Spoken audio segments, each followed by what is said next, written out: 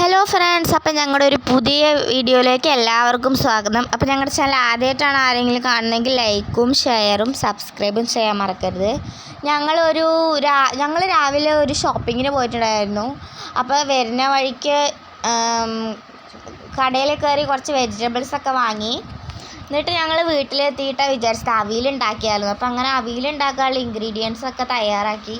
Carrot, അതേപോലെ തന്നെ വാഴയ്ക്ക, വെള്ളരിക്ക, കുമ്പളങ്ങ ഇതൊക്കെയാണ് ഞങ്ങൾ അരിഞ്ഞത്. പിന്നെ പയർ ഇതൊക്കെ അരിഞ്ഞു.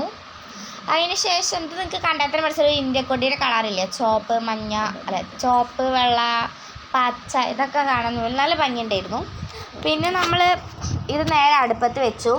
അതിന് ശേഷം ഇത് വേവിക്കാൻ അടുപ്പത്ത് വെച്ചപ്പോൾ ഞങ്ങൾ ഇതിലേക്ക് കുറച്ച് മഞ്ഞൾപ്പൊടി, അതേപോലെ തന്നെ കുറച്ച് ഉപ്പ് ഇതെല്ലാം ഇട്ടിട്ട് കുറച്ച് വെള്ളം ഒഴിച്ച് കുറച്ച് നേരം വേവിച്ചു. വെള്ളം ഒഴിക്കേണ്ട വീഡിയോ എടുക്കാൻ പറ്റിയില്ല.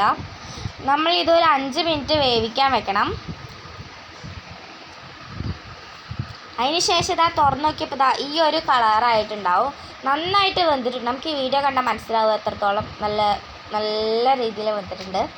അതിന് ശേഷം നമ്മൾ വേവിച്ച ശേഷം ഇതിലേക്ക് തൈര് ഒഴിച്ച് കൊടുക്കാം.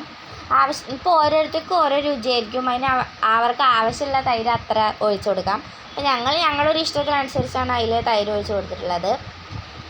എന്നിട്ട് നമ്മൾ നന്നായിട്ടൊന്ന് മിക്സ് ചെയ്യുക. പിന്നെ ഇതിൽ നമ്മൾ തേങ്ങ അരച്ചൊഴിക്കണം. അതെനിക്ക് വീഡിയോ എടുക്കാൻ പറ്റിയിട്ടുണ്ടായിരുന്നില്ല. തേങ്ങ അരച്ചൊഴിച്ചതിന് ശേഷം ഈ ഷേപ്പിലാണ് നമ്മുടെ അവിയലുണ്ടാവുക. പിന്നെ ഞങ്ങൾ ഉച്ചയ്ക്ക് ചോറും അതേപോലെ തന്നെ സാമ്പാർ, അവിയൽ ഇതൊക്കെയാണ് കഴിച്ചത്.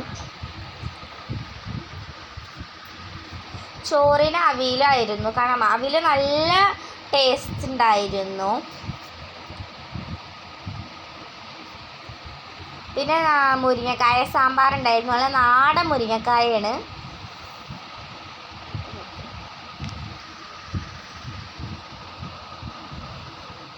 നല്ല ടേസ്റ്റാണ്. പിന്നെ അവിയലും മുരിങ്ങക്കായ ചോറ് അതൊക്കെ കൂട്ടി കഴിക്കാൻ, സാമ്പാറൊക്കെ കൂട്ടി കഴിക്കാൻ. പിന്നെ കൂട്ടത്തിൽ ഒരു അച്ചാറുണ്ടായിരുന്നു. ഇതാണ് ഞങ്ങൾ ഉച്ചഭക്ഷണം. അപ്പോൾ ഞങ്ങളുടെ വീഡിയോ എല്ലാവരും നന്നായി കാണും.